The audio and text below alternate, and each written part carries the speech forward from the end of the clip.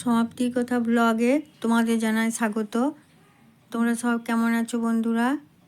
আমিও ঈশ্বরের কৃপায় ভালো আছি। আজকে একটা নতুন ভিডিও নিয়ে চলে এসেছি। সেটা হচ্ছে পৌষ সংক্রান্তিকে মকর সংক্রান্তি কেন বলা হয় আর পৌষ সংক্রান্তির মাহাত্ম্য কী।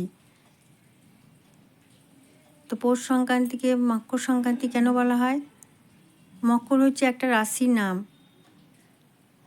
সূর্য এক রাশি থেকে মকর রাশিতে আগমন করে ওই দিন, তাই পৌষ সংক্রান্তিকে মকর সংক্রান্তি বলা হয়। আর মকর সংক্রান্তি বা পৌষ সংক্রান্তির মাহাত্ম্য কী? পৌষ সংক্রান্তির মাহাত্ম্য অনেক অনেক মাহাত্ম্য আছে। যেমন এই দিন মহারাজ ভগীরথ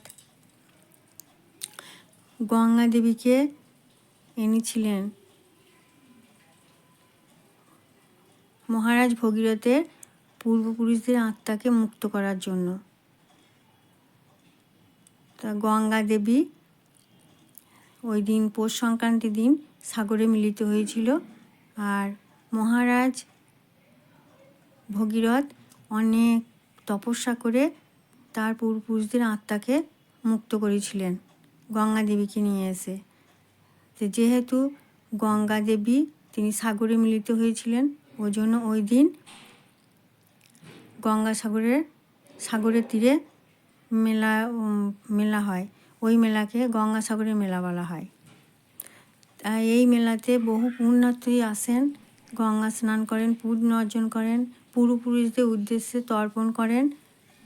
আর বহু সাধু সন্ন্যাসীও এখানে আসেন। আবারও মা যশোদা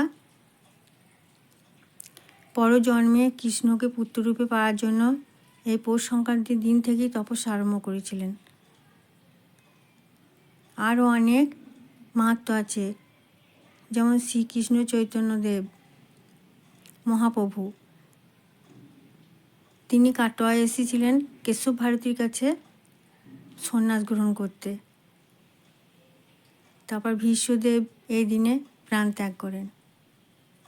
তা এই দিন বাঙালির প্রত্যেকটা ঘরে ঘরে লক্ষ্মীনারায়ণ পূজা হয়, পিঠে পুলি, বিভিন্ন রকমের পিঠে পুলি বানানো হয়। কেমন লাগলো ভিডিওটা অবশ্যই জানিও তোমরা বন্ধুরা।